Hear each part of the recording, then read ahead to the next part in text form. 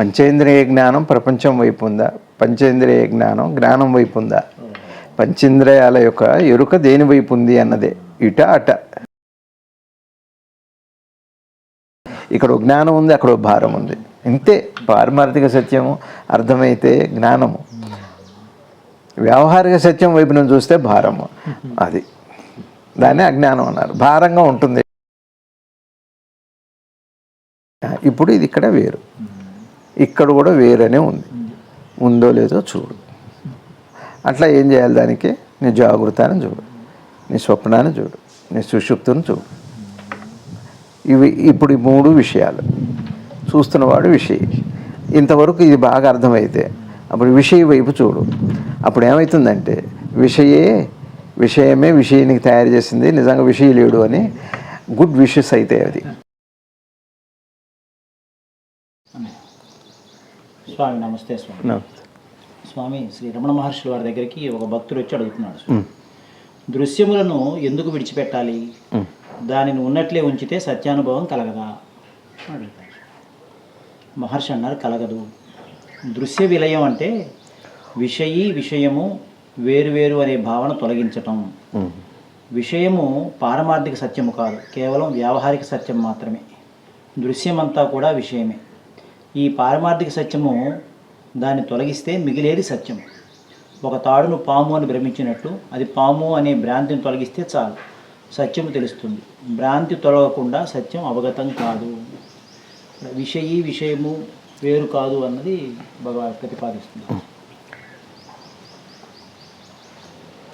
ఓం శ్రీ శివానంద గురుభ్యో నమః. శ్రీ ఆంజనేయ పరబ్రహ్మణే నమః. శ్రీ ఆంజనేయ పరమేష్ఠి గురువే నమః. ఓం నమో భగవతే శ్రీరమణాయ. భగవాన్ రమణ మహర్షుల వారి పాద పద్మాలకి ప్రణమిల్లుతూ ఓం నమో భగవతే శ్రీ శివానందాయ. గొప్ప విషయం ఇది. ప్రయత్నం చేద్దాం, విచారణ చేద్దాం. దృశ్యము అంటే ఈ ప్రపంచము అని. అట్లానే మన మనసులో కనపడేవి కూడా దృశ్యాలే కదా. దృశ్యము బాహ్యము అంతరము రెండు దృశ్యాలే. బాహ్యము అంతరం. అంతరంలోనేమో ఆలోచన రూపంగా ఉంటుంది దృశ్యం, బాహ్యంలోనేమో భౌతికంగా ఉంటుంది. అది ఇంకా నాకేమనిపిస్తుందంటే ఊరికే చెబుతుంటే అంటే దృక్కే. అందులో దృశ్యము అది ఏం చేస్తుంది? దృశ్యం ఏం చేస్తుంది? ఎప్పుడైతే దేన్ని మనం చూస్తున్నామో, దేనైనా మనం చూస్తున్నాం అనుకోండి, ప్రస్తుతం దీన్ని వదిలిపెట్టిన అసలు ఆలోచనలో కానీ ఏదైనా ఒకటే ఉంటుంది. కానీ ఇటు వెళ్ళింది మనసు అంటే ఇటు మర్చిపోవటం ఉంది, ఇటు వెళ్ళింది అంటే ఇది మర్చిపోవటం. అంతే కదా. నిద్రపోతున్నాం, ప్రపంచం మర్చిపోయింది, దృశ్యనామాలు ఏం లేవు. మెలకు వచ్చింది, అప్పుడు మనం అనుభవించే ఆ ఆనందమో ఏదో అది మనకి ఇప్పుడు అనుభవంలో ఉండట్లేదు. అది కాబట్టి ఇది దృశ్యము అనగానే దృక్కు ఎప్పుడైతే దాంతో సంపర్కమైందో, సమాగమం అయిందో, అప్పుడు ఏమవుతుందంటే యువతల విషయంలో ఎరుకు ఉండదు. పలచగా ఉంటుంది, అసలు లేకపోలేదు.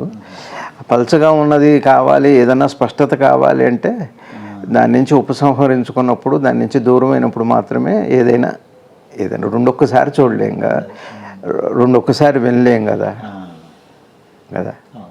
చూడండి, ఆలోచిస్తూ వినకూడదు, వినలేము కూడా. వినలేమంటే వినేది ఎక్కదు. అట్లానే మాట్లాడుతూ ఆలోచిస్తూ, అసలు ఒక్కసారి మీరు ఎప్పుడన్నా చూసారో లేదో, రెగ్యులర్గా మన అనుభవాల్లో ఒళ్ళు విరుచుకుంటూ ఆవిలిస్తూనే వినండి, మీకు వినపడదు, బ్లాక్ అయిపోతుంది, బ్లాంక్గా ఉంటుంది. ఏదో లైట్గా శబ్దం ఏదో ఉంటుంది కానీ ధ్వని ఉండదు. గమనించారా ఎప్పుడన్నా? చూడాలి ఇవన్నీ. ఒళ్ళు అట్లా విరుచుకుంటూ, ఫోన్ అయినా సరే ఒళ్ళు బాగా విరుచుకుంటున్నప్పుడు ఇటంతా ఫోకస్ అయినప్పుడు ఇంకా అది ఆ పంచేంద్రియ జ్ఞానం అటు ఉండదు. ఇక పంచేంద్రియ జ్ఞానం ప్రపంచం వైపు ఉందా, పంచేంద్రియ జ్ఞానం జ్ఞానం వైపు ఉందా, పంచేంద్రియాల యొక్క ఎరుక దేని వైపు ఉంది అన్నదే. ఇట అట. పంచేంద్రియాలు ఇటు తిరోముఖమై ఉంటే, ఇటు అభిముఖమై ఉంటే, అభిముఖమై ఉన్నప్పుడు ఏమవుతుందంటే దృశ్య ప్రపంచంగా కనపడుతుంది. పంచేంద్రియాల కదలికే అట్లాంటిది. దాన్నే చైతన్యము అంటారు పెద్దలు. మీకు అర్థమవుతుంది? పంచేంద్రియాలు ప్రపంచం వైపు అంటే ఇటు అభిముఖమై ఉంటే అదే దృశ్యమాన ప్రపంచం అవుతుంది. అదే పంచేంద్రియాలు తిరోముఖమైతే నిద్ర అవుతుంది, లేదా సమాధి అవుతుంది, లేదా తురీయం అవుతుంది. అది దాని లక్ష్యం. ఇంతే పంచేంద్రియ జ్ఞానం, పంచేంద్రియాలకు ఉండే శక్తి. ఎట్లా ఇప్పుడు మీకు మాట్లాడితే వినపడుతుంది, మీరు చూడగలరు, నన్ను స్మెల్ చేయగలరు, స్పర్శించగలరు, స్పృశించవచ్చు, ఏదైనా చేయొచ్చు ఈ పంచేంద్రియ జ్ఞానంతో. దాన్ని అనుభవం ఉంటుంది. పంచేంద్రియ జ్ఞానాలు మరో దాన్ని పొందినప్పుడు, దాన్ని స్వీకరించినప్పుడు, తెలుసుకున్నప్పుడు దాన్ని అనుభవం అంటున్నాం. అప్పుడు అది మనసుకు మనసుకు ఒక అనుభవం కలుగుతుంది. ఇంద్రియాల ద్వారా మనసుకు ఒక అనుభవం, దానికి అనుభూతి అని పేరు. అయిందే. కాబట్టి తిరోముఖము అభిముఖము అయిందే. ఇప్పుడు మన పంచేంద్రియాలు ఇప్పుడు ఎట్టున్నాయి? మెలకు రాగానే అభిముఖమై ఉన్నాయి ప్రపంచం వైపు. ఇంకా అదే అసలు ఒకసారి చైతన్యవంతమై ఇంద్రియ శక్తులతో ఏకమైనప్పుడు అదే దృశ్యమాన ప్రపంచంగా గోచరమవుతుంది. పెద్దలు చెప్పిన మాట, జ్ఞానులు చెప్పే మాట, అనుభవం చెప్పే మాట. అదే నిద్రకు వెళ్ళేటప్పుడు పంచేంద్రియ జ్ఞానం అంతా కూడా అంతర్ముఖమై ఉంటుంది, తిరోముఖమై ఉంటుంది. అందుకనే ఇక పక్కన పిలిచిన అది కానీ అప్పటికి ఉంది కాబట్టి పిలిచిన ఎందుకు పలుకుతున్నామంటే చైతన్యవంతం చేస్తున్నారు. నిద్ర నుంచి మెలకువేమో సహజంగా అవుతుంది, ఎవరన్నా లేపితేనేమో అసహజం కాదు, కానీ ఉంది అన్నదానికి తార్కాణం. అది ఇప్పుడు మెలకు వస్తేనే లేచేటట్టు అయితే ఎంత ప్రమాదమో చూడండి.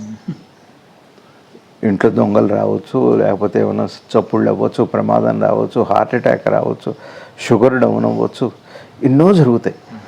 మెలకు దానంతటా అదే వచ్చేటట్టయితే ఒకవేళ ఇంద్రియాలైనా పిలవాలి, లేదా శరీరమైనా పిలవాలి, లేదా పరిసరాలైనా పిలవాలి, అంటే దాన్ని కదపాలి. అట్లా కుదరకపోతే ఇంకా లేవటం ఎప్పుడు వస్తే అప్పుడు అయ్యేటట్టయితే బహుశా అది మరణమే అవుతుందేమో. కాదా? నాకు ఎన్నోసార్లు జరిగింది. అంటే మామూలుగానే పెద్ద విశేషం యోగం కాక చెప్పట్లా, నేను పెద్ద ఆత్మస్థుతి కాదు ఇది. ఒకసారి నాకు బాగా షుగర్ డౌన్ అయిపోయింది. ఎప్పుడో అక్కడ ఉన్న కాలంలో 96 నుంచి 2000 లోపుగా.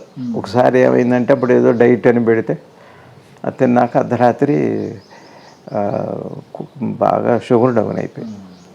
తెలియదు నాకు, ఎడ తెలుస్తుంది నిద్రలో షుగర్ డౌన్ అయిందో హై అయిందో ఎడ తెలుస్తుంది? తెలియదు, తెలుసుకునే శక్తి లేదు కదా. అయితే ఆ నీరసం చెమటలు పెట్టిపోయి ఒళ్ళు ఉనికిపోయి ఆ నీరసం మనసుకు తెలియదు కదా, కానీ అదే దాన్ని కదిపి మెలకు వచ్చింది, లేకపోతే కోమా అయిపోతుంది. ఇక కోమాలోకి వెళ్తే మళ్ళీ అదోహో కదా, దానికి ఉంది. ఇది ఎవరు చేశారు? ఆ లక్షణం అక్కడ రెడీగా ఎట్లా ఉందంటే క్రియాత్మకం అవటానికి, ఒక రన్నింగ్ కాంపిటీషన్లో ఉరకటానికి నిలబడి ఉన్నారా అంటే ఉరకటానికి సిద్ధంగా ఉన్నారు. సంసిద్ధత. ఇంకా అది ఆ సంసిద్ధతని తెలుసుకోవటమే సిద్ధుడవటం. ఆ లోపల పిలువంగానే మెలకు వస్తుంది, లేదా మెలకు వచ్చాకన్నా మెలకు వస్తుంది. ఆ సంసిద్ధత ఏదైతే ఉందో, నిద్రలో నుంచి సహజ సిద్ధమైన మెలకు కానీ, లేదా ప్రేరణ చేత వచ్చిన మెలకు కానీ, ఏదైనా అక్కడ ఒకటి ఉనికి ఉంది కదా, చైతన్యవంతం అయ్యే ఆ సంసిద్ధత ఏదైతే ఉందో, ఆ సంసిద్ధతని అవగాహన చేసుకోవటమే సిద్ధుడు అవటం. దాన్నే సిద్ధ పురుషులు, జ్ఞానులు అని అంటారు వాళ్ళని. అది ఎప్పుడు ఉండేదే. అది సత్యం. సత్యము దేహం అసత్యం, ప్రపంచం అసత్యం. అంటే దేహం 24 గంటల్లో 18 గంటలు ఎరుకులో ఉంది, మిగిలిన 8 గంటలు 16 గంటల్లో 8 గంటలు ఎరుకులో లేదు. శరీరం అయితే ఎరుకు లేదు, ప్రపంచం కూడా ఎరుకు లేదు. అందుకని అసత్యము అంటే తెలిసి తెలియకుండా పోతుందని. అసత్యం అనే మాటకు అర్థం ఉంది లేదని కాదు, తెలిసి తెలియకుండా పోతుంది.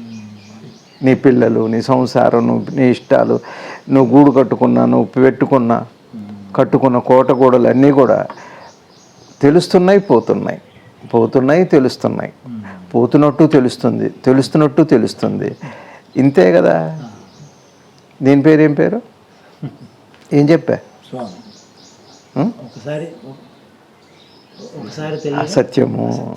అసత్యము అనే మాటకు అర్థం ఏంటంటే, ఇప్పుడు మనం ఏం చేస్తాం?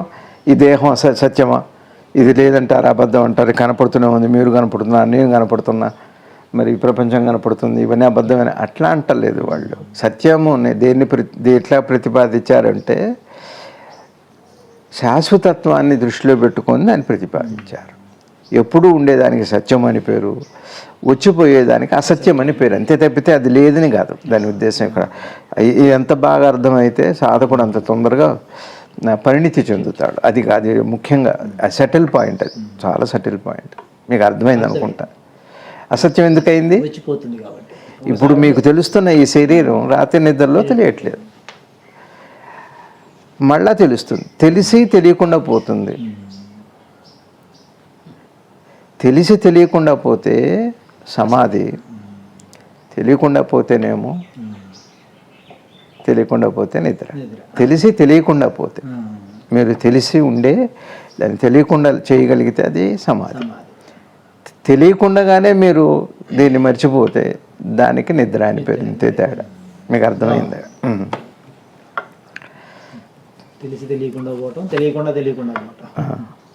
అనుమానం లేకపోతే స్వప్నము, అనుమానం ఉంటే జాగృతి. అనుమానం వెంటాడుతూ ఉంటుంది, అని జాగృతం అంటారు. బుద్ధి ప్రభావం, ఎందుకంటే నిద్రలో బుద్ధి ఉండదు కదా, బుద్ధి అనే ఇంద్రియం పనిచేయదు. సరే కానివ్వండి, బుద్ధి ఇంద్రియం ఏమైంది, మనసు ఇంద్రియం అయినప్పుడు దాని లక్షణాలు ఇవన్నీ ఇట్లాంటివి వస్తాయి పాండిత్యంలో. అది సరే కానివ్వండి. ఇప్పుడు ఇక్కడ దాకా వచ్చాం కదా. ఇప్పుడు ఈ దృశ్య ప్రపంచం గురించి, దృశ్యము అంటే అర్థం ఏమిటి అంటే ఆ సంసిద్ధత అప్పుడు ఎట్లా ఉంది, అది నిష్క్రియగా, స్థిరంగా, ఆనందంగా, చిత్తుగా ఉంది, సత్తుగా ఉంది, ఆనందంగా. నిద్రలో సత్తు, చిత్తు, ఆనందంగా ఉంటుంది మనసు. జాగృతం అయినప్పుడు, అది చిత్తు అయినప్పుడు, ఆ తర్వాత అది దృశ్యమాన ప్రపంచం అవుతుంది. దాన్నే చైతన్యము అన్నారు, దాన్నే జీవనం అన్నారు. ఇక్కడ మనం ఏం చేయాలి? ఈ దృశ్యమాన ప్రపంచంలో దృశ్యాన్ని, సత్యాసత్యాలను తెలుసుకోవాలి. లేదని మీరు అనకండి, లేదని అన్నా కూడా కనపడుతూనే ఉంటుంది, లేదన్నా కూడా కదా. ఇప్పుడు ఏదైనా మనం వస్తువు కొనేటప్పుడు కూడా ముందు గ్యారంటీ, వారంటీ ఇవన్నీ అంటాం, ఎన్నాళ్ళు ఉంటుంది అంటాం. ఎందుకు ఆ మాట అడుగుతున్నాం? నువ్వు తీసుకోవాలా వద్దా అన్నదానికే ఉపయోగపడుతుంది అని తప్పితే ఇది తెలిసినంత మాత్రాన ఉపయోగం లేదు. నువ్వు తీసుకోవాలా వద్దా, దాన్ని ఎంతవరకు పరిగణలోకి నీ మనసు తీసుకుంటుంది, ఆలోచిస్తావు అన్నదానికి ఆ ఒక్క మాట ఉపయోగపడుతుంది. అట్లానే ఇది తెలిసిపోతుంది. ఎప్పుడైతే దృశ్యమాన ప్రపంచం తెలియటం అంటూ వచ్చిందో, దృక్కు దృశ్యము ఎట్లయితే ఉందో, జగత్తు, జీవుడు, ఈశ్వరుడు అని మూడు ఒక్కసారి తెలుస్తున్నాయి, మూడు ఒక్కసారి అదృశ్యమవుతున్నాయి. ఆలోచన ఒక్కసారి తెలుస్తుంది. ఆలోచనలో ఎవరి ఆలోచనలు వాళ్ళకి ఏం తెలుస్తాయో ఆలోచనలు తెలుస్తాయి. ఆలోచన బాగానే ఎవరికీ ఏం తెలియదు. ఆలోచన కూడా మీకు చిన్నప్పుడు ఉన్న ఆలోచన ఇప్పుడు లేదు, చిన్నప్పుడు ఉన్నట్టు మీరు ఇప్పుడు లేరు. మీ వికాసం, బుద్ధి ఇవన్నీ కూడా అట్లనే మీ ఆలోచనలు కూడా అప్పటిలాగా ఇప్పుడు లేవు, ఇప్పటిలాగా రేపు ఉండవు. ఇప్పుడున్న క్షణం తర్వాత ఇంకో క్షణం తర్వాత మీకు ఎలా ఉంటుందో కూడా తెలియదు, మారిపోతుంది. మారుతున్న దానికి, మార్పు చెందేదాన్ని అసత్యం అనే పదంతో పిలుస్తారు, మారని దానికి సత్యము అని పిలుస్తారు.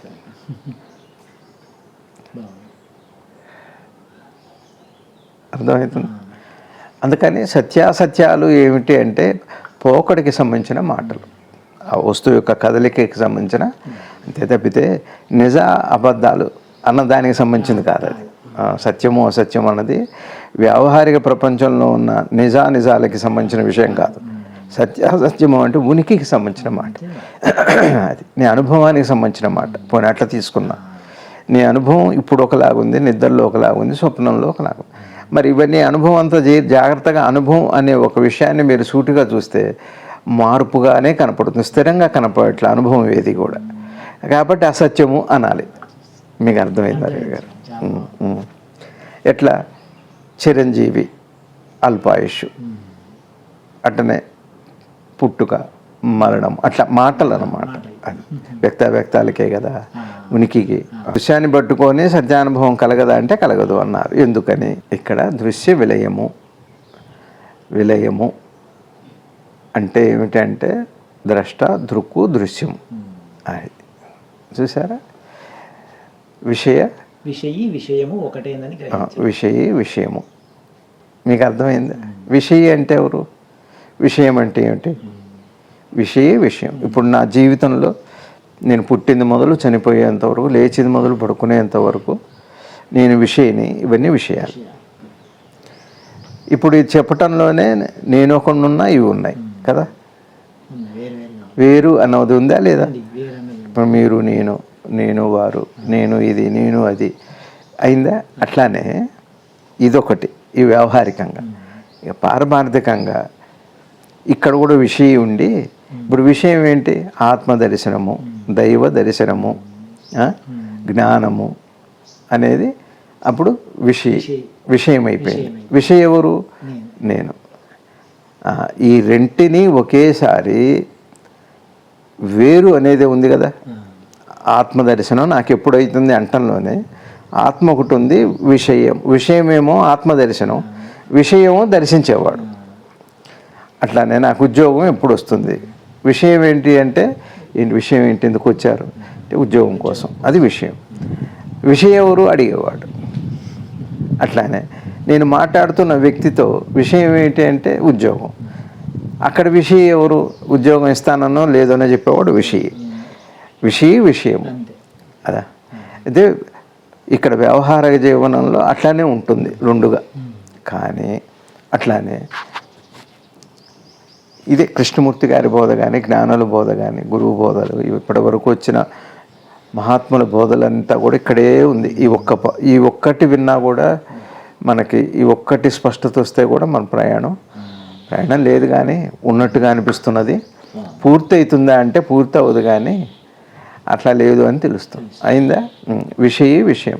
ఇప్పుడు వ్యావహారికంగా విషయం, పారమార్థికంగా కూడా జాగ్రత్తగా చూస్తే మీకు విషయం. దేవా ఏంటి విషయాలను అడుగుతారు. ఫస్ట్ ఎవరినైనా ఎవరికి అంటారు. రెండు ఉండాలి వ్యవహారికంలో. విషయం ఉండాలి, విషయం ఉండాలి. ముందు మనం ఎప్పుడు ఎవరితో మొదలు పెడతాం? ఎవరు నువ్వు అని అడుగుతాం. పోనీ ఏంటి విషయం అంటాం. లేదా డైరెక్ట్గా తెలిసిన వాడైతే ఏంటి విషయం అంటాం. ఎవరిని అడుగుతున్నారు? విషయాన్ని అడుగుతారు. విషయం అయిందండి. ఇక్కడ ఈ వేరు అన్న పదము అసత్యమే, సత్యం కాదు. ఎందుకని? విషయాలు మారుతున్నాయి కాకుండా. రెండోది వ్యావహారికంగా సత్యమే, అది వ్యవహారికంగా నిజం. అది నేను చెబుతున్నా, మీరు వింటున్నారు. భగవాన్ చెప్పారు, మనం విచారిస్తున్నాం. ఇట్లానే ఉంది. కానీ లోపలికి వెళ్ళాక మీరు పరమాత్మను వెతుకుతున్నారు. విషయం ఎవరు? తేలిగ్గా చెప్పండి, తేలిగ్గా అర్థం చేసుకో. మనకేమున్నాయి చెప్పండి, ఒక్కటే మాట తేలిగ్గా చెప్పాలంటే మనసు అని ఉంది. మనసే విషయం. ఇప్పుడు నీ మనసులో ఉన్న విషయం ఏంటి? పరమాత్మ గురించి వెతుకుతున్నాను. వెతుకుతున్నది ఎవరు? ఇప్పుడు విషయం ఎవరు? మనసు వైపు తీసుకొని చెప్పండి. మనిషి వైపు తీసుకుంటే విషయాలు మీకు ఒక్కటేగా అందరికీ ఉన్నది మనసు. అందుకని పరమాత్మ ఏం చెప్పాడంటే తన ఏకతను చెప్పడానికి భగవద్గీతలో ఇంద్రియాల్లో మనసు నేనే, ఒక మనసే ఉంది, ఇంకేం లేదు. అందరికీ మన ఏవో మనుష్యానం కారణం బంధమోక్షం, బంధానికి మోక్షానికి కారణం అది. అయిందే? జాగ్రత్తగా తేలిగ్గా అర్థం చేసుకోండి. మనందరికీ మనసు ఉందా లేదా? మామూలుగా వాడుతున్న మాట మనసే. ఇప్పుడు మనసే. ఇప్పుడు ఎట్లా మాట్లాడతాం? మీ మనసులో ఏముందండి అంటే మా అబ్బాయి పెళ్లి గురించి అండి అన్నారు. అదేగా విషయం. ఇప్పుడు మనసులో ఉన్న విషయం అదేగా, బాహ్యంలో ఉన్న విషయం అదే, మనసులో ఉన్న విషయం అదే. సరే, ఇప్పుడు మనసు వైపుకే తెలుసుకోండి. అంటే వ్యవహారం నుంచి పారమార్థికం వైపు చిన్నగా ప్రయాణం చేస్తున్నాం. మనసులో ఉన్న విషయం ఏంటి? పిల్లాడి పెళ్ళి ఎప్పుడు అవుతుంది, ఉద్యోగం ఎప్పుడు వస్తుంది, జ్ఞానం ఎప్పుడు వస్తుంది, ఇది విషయం. విషయం ఎవరు? విషయం ఒకటి ఉన్న మళ్ళా విషయానికి ఒక మనసు, విషయగా ఒక మనసు ఉందా? లేదు. విషయమే విషయంగా ఉంది, విషయమే విషయమే విషయంగా ఉంది, విషయంగా ఉంది. అక్కడ విశేషం అది. దాబా. విషయీ విశేషము, విషయీ విషయము రెండు ఒకటే. అర్థమవుతుందండి. మనసులో ఉన్నది మనసుే. అక్కడ మనసులో ఒక విషయం ఉంది, విషయం ఎవరు? మనసే. ఈ ఒక్కటే అని తెలియటమే విశేషం. ఇంకా శేషం అంటూ ఉండదు అక్కడ. విశేషము, ఇంకా శేషం లేదు అక్కడ. విశేషము అంటే వికారం లేని శేషం, ఇంకేం మిగలదు అక్కడ. విషయీ విషయం. ఇప్పుడు మనకేంటి, మనకు ఒక అపోహ ఏమిటి అంటే విషయం వేరు మనసు వేరు అని. విషయం వేరు మనసు వేరు. అదే ద్రష్ట దృశ్యంగా, అదే విషయంగా. మీకు అర్థమవుతుంది. కాబట్టి నా మనసులో ఒక విషయం ఉంది. ఏమిటి మీ మనసులో ఉన్న విషయం అంటే ఏదో సరే. ఇప్పుడు విషయం ఎవరు అంటే మనసే. ఇప్పుడు విషయం ఒకటే కాదా? ఇది పారమార్థిక సత్యం. అక్కడ ఒకటే, ఇక్కడ ఉద్యోగం వేరు, చేసేవాడు వేరు. ఇట్లనే మొదలుపెట్టాలి. ఇది వ్యావహారిక సత్యం. వ్యావహారిక సత్యం ఎలా సాగుతుంది? పారమార్థిక సత్యం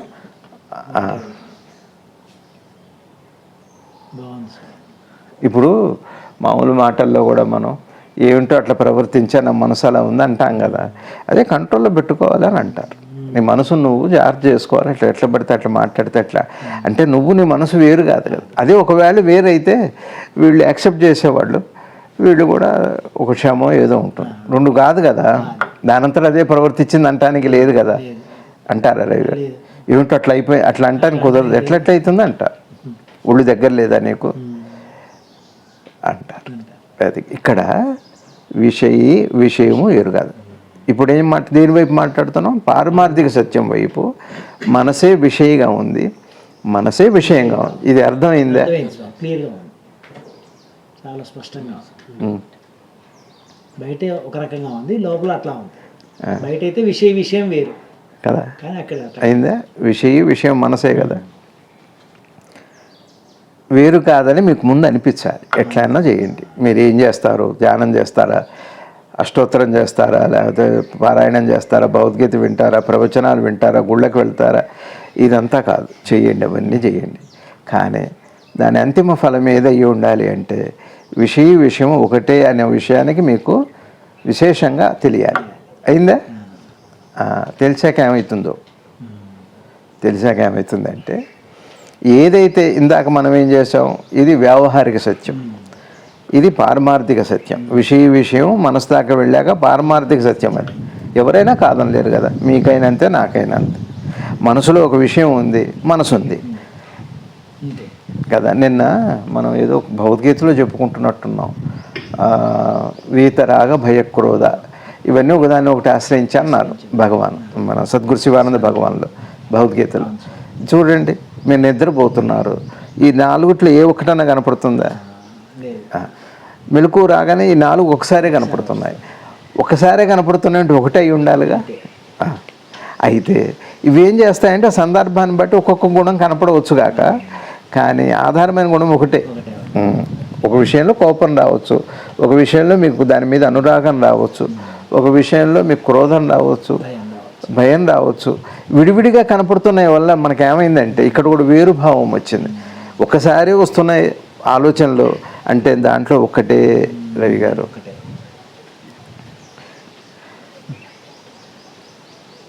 ఇప్పుడు ఉదాహరణకి మీరు నిమ్మకాయ పిండుకొని తాగారనుకోండి, నిమ్మకాయ వల్ల కొంత ఏదో సి విటమిన్ ఏదో వస్తుంది, ఎక్కువైతే జలుబు చేస్తుంది అనుకోండి. దాని రుచి తెలియటం, జలుబు చేయటం అన్నది కొద్దిగా ఆలస్యంగా కనపడుతున్నా కానీ దాని లక్షణమే అది. ఆలస్యాన్ని తీసుకోకూడదు, విషయాన్ని తీసుకుంటారు. కానీ ఎప్పుడు అని అడుగుతాడు ఎవడను, జలుబు ఎప్పుడు చేస్తుంది అంటారు. ఇల్లుండి అది కాదు, అది తింటే జలుబు చేస్తుంది అంతే. ఒకళ్ళకి ఏమంటేనే అవ్వచ్చు, ఒకళ్ళకి ఇంకొద్దిసేపు ఆలస్యం అవ్వచ్చు. మీరు బాగా అర్థం చేసుకోండి సబ్జెక్ట్. విషయం ఒకటే ఉంది. అక్కడే వీతరాగ భయక్రోధ ఎక్కడున్నాయి? మనసులో ఉన్నాయి. మనసు వీతరాగ భయక్రోధాలు వేరు కాదు.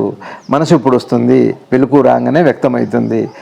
మనసు వచ్చిందంటే ఇవన్నీ ఉన్నాయి, ఇవి ఇప్పుడు వస్తున్నాయి, రాగం ఉంటే ఇట్లా నిన్న చెప్పుకున్నాం.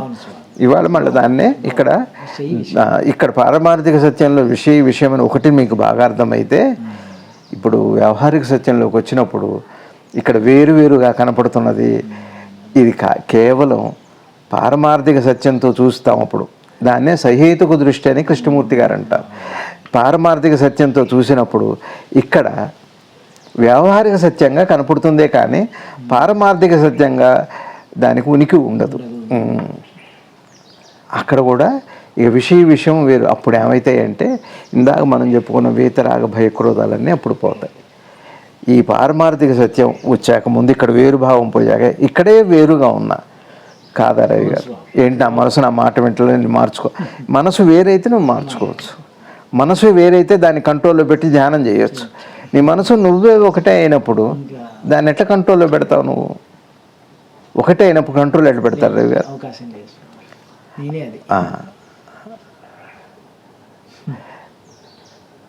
ఆరోగ్యం అంటే స్వస్థత అంటే అదే కదా.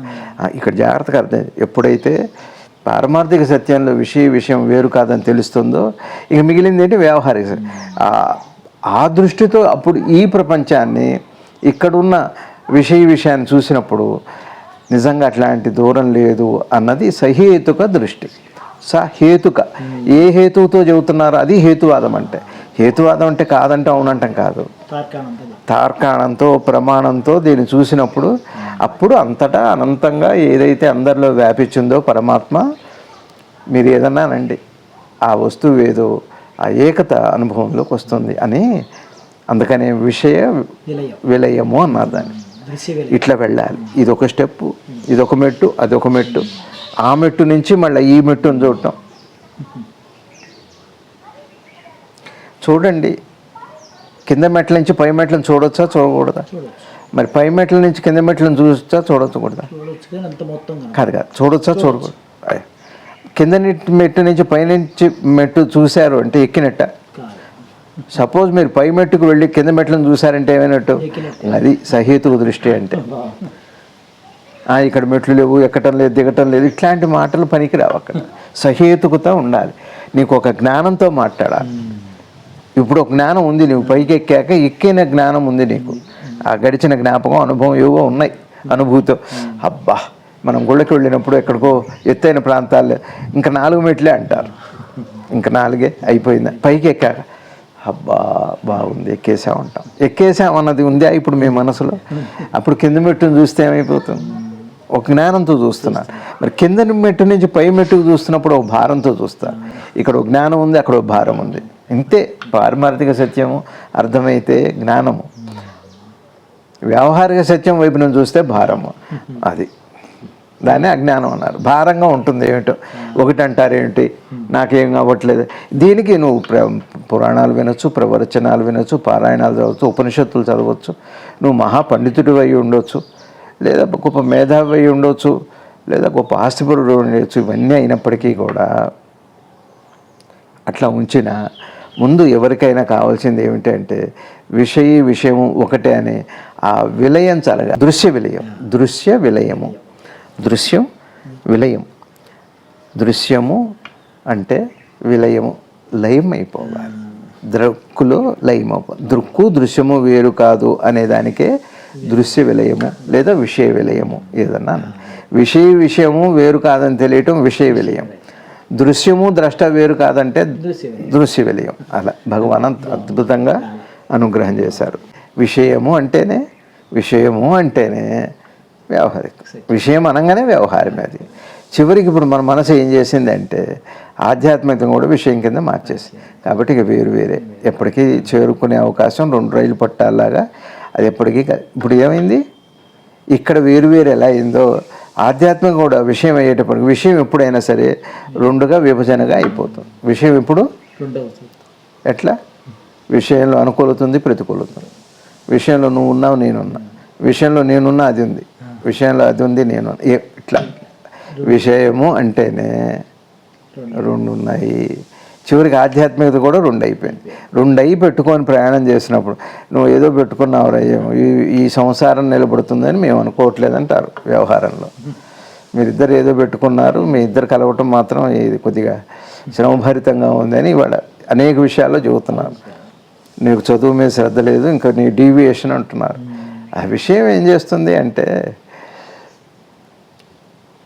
చివరికి నిన్ను కూడా విషయంగా మార్చేసింది. నువ్వు ఒక విషయమే కాదు అసలు. చివరికి నిన్ను నీ మనసు, నువ్వు నీ ఆత్మ, నువ్వు నీ ప్రజ్ఞ అన్నీ కూడా విషయం కింద అయిపోయినాయి. ఇప్పుడు అన్ని విషయాలు చివరికి పరమాత్మ కూడా విషయం అయిపోయింది. అది పోవాలంటే అది దృశ్య విలయం జరగాలి. అంటే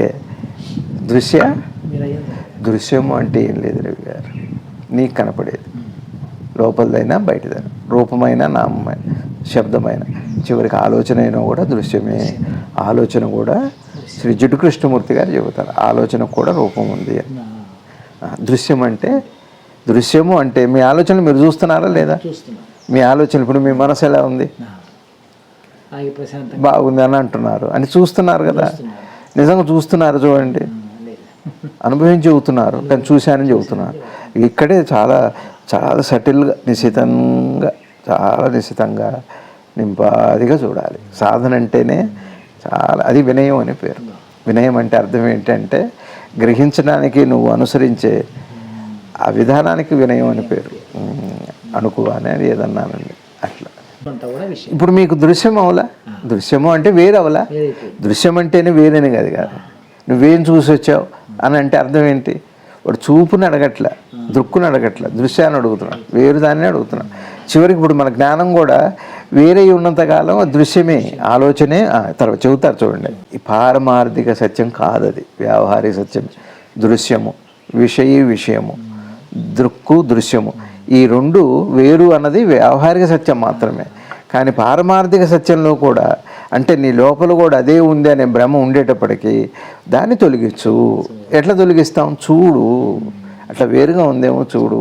నువ్వు నీ మనసు వేరా, నువ్వు నీ వికారాలు వేరా, వేరని ఎందుకు అంటున్నావు, ఎందుకు వేరు చేసావు? తప్పించుకోవటం. అది తాడు అంటే ఇక్కడ భగవాన్ ఏం చెబుతున్నారంటే, ఒక తాడు పాములా కనపడది.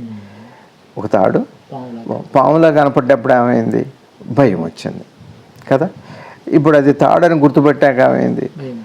పాము ముందు లేదు తర్వాత లేదు, భయం అయితే పోయింది. ఇంకా తాడులో పాము లేదు కాబట్టి ఇంక మీకు భయం ఎందుకు అయిందా? ఇక్కడ కూడా మన ఇంత దుఃఖహేతువు చేసేది, అజ్ఞానంలా కనిపింపజేసేది ఏమిటంటే విషయము, దృక్కు దృశ్యము. అంటే ఆ దృశ్య విలయం జరగాలి. అంటే అర్థం ఏమిటి అంటే దృక్కుకి దృశ్యానికి, ద్రష్టకి దృశ్యానికి మధ్య విభజన లేదు, రెండు ఒకటే. ద్రష్ట ఎట్లా కలలాగా. ఇగో స్వప్నానికి ఉదాహరణ. ఇంకా స్వప్నం కంటే ఇంకా పాలిష్డ్గా, ఇంకా రిఫైన్డ్ ఆయిల్స్ అంటారు, సుషుప్తి. ఇంకా అసలు అక్కడ ఇది నిద్ర అని చెప్పేవాడు కానీ ఇది నిద్ర అని చూసేవాడు కూడా లేదు. ఇంకా అద్భుతమైన స్థితి అది, అటు సుషుప్తి. అట్లా ఇక్కడ మనం ఏం చేయాలి? ద్రష్టకి దృశ్యానికి పారమార్థికంగా విభజన లేదు అని ఎప్పుడైతే తెలుస్తుందో, తెలిసినప్పుడు ఏమవుతుంది? అప్పుడు ఏమవుతుంది? ఇప్పుడు ఈ దృశ్యాల నుంచి వచ్చే అనుభవాలు, దాని నుంచి వచ్చే అనుభూతులు ఇవేం భయాన్ని కలిగిస్తున్నాయి. నిన్న వీతరాగ భయక్రోధ, ఇది రాగము అంటే ఈ దీనివల్లేగా మనం దుఃఖపడుతున్నాం. అందరం వస్తున్నారు, పుడుతున్నారు, పోతున్నారు, ముందు వెనక, లాభం నష్టం అంతా ద్వంద్వంతో ఉంది. ఇగో ఇక్కడికి ఇది ఒక ద్వంద్వం. దృక్కు దృశ్యం వేరంటమే ఒక ద్వంద్వం, విషయం అంటమే ఒక ద్వంద్వం. అక్కడ ఇక్కడ ముందు ఇక్కడ పోగొట్టుకో. తాడు ఉండాలి కదా. ఇక్కడ తాడులో పాము కనపడదు, పాము లేదని చూసి కనుక్కున్నావు, ఇది వ్యావహారిక సత్యం. ఇక్కడ నీకు ఏర్పడుతుంది మనసులోనేగా, ఇది కనుక్కోవాల్సింది కూడా మనసుతోనే కదా. ఆ మనసులోనే చూడు. ఇక్కడ ఎప్పుడైతే ఆ భ్రాంతి పోయిందో, ఆ భయం పోయిందో, నీ సమస్త భయాలు, సమస్త అన్ని కారణాలు కూడా సమస్తం ఒక్కసారి అట్లా అదృశ్యం అయిపోతాయి. అక్కడ నీకు దుఃఖం ఉండదు, ఆనంద స్థితి అది. ముందే మనకు 3 వ్యవహారాలు ఉన్నాయి కదా, జాగ్రత్త స్వప్న సుషుప్తులు 3 ఉన్నాయి కదా. పొద్దున్నే లేచి ఏం చెబుతాం? నిద్ర లేచాం, బాగా నిద్ర పట్టింది, రాత్రి నిద్రపోయామంట, ఆ పోయే బాగుంది అని అంటున్నాం కదా. అంతే కదా. జ్ఞానం వచ్చాక ఏమవుతుందంటే నేను నిద్రపోయానని చెప్పడు, నిద్ర వచ్చింది నిద్రపోయిందని చెబుతున్నాం కదా, నేను నిద్రపోయానని చెబుతున్నాం కదా. అదే జ్ఞానం వచ్చాక ఏమవుతుంది అంటే నేను నిద్రపోలేదు అని చెప్పడు, నేను నిద్రపోయాడు అని చెప్పడు. ఏం చెబుతాడు? జ్ఞానం వచ్చాక నేను నిద్రపోయానంటాడుగా. నిద్ర వచ్చింది పోయింది అన్నదానికి నిజమైన అర్థం అప్పుడు తెలుస్తుంది. అప్పుడు నిద్ర వచ్చింది పోయింది అన్న అర్థం నిజంగా అర్థమైతే స్వప్నం వచ్చిపోయింది, జాగృతం కూడా వచ్చి, అది సాక్షిత్వం అంటే. అసలు అది ఊరుకుండటం అంటే, మౌనం అంటే అది భగవాన్ చెప్పేది.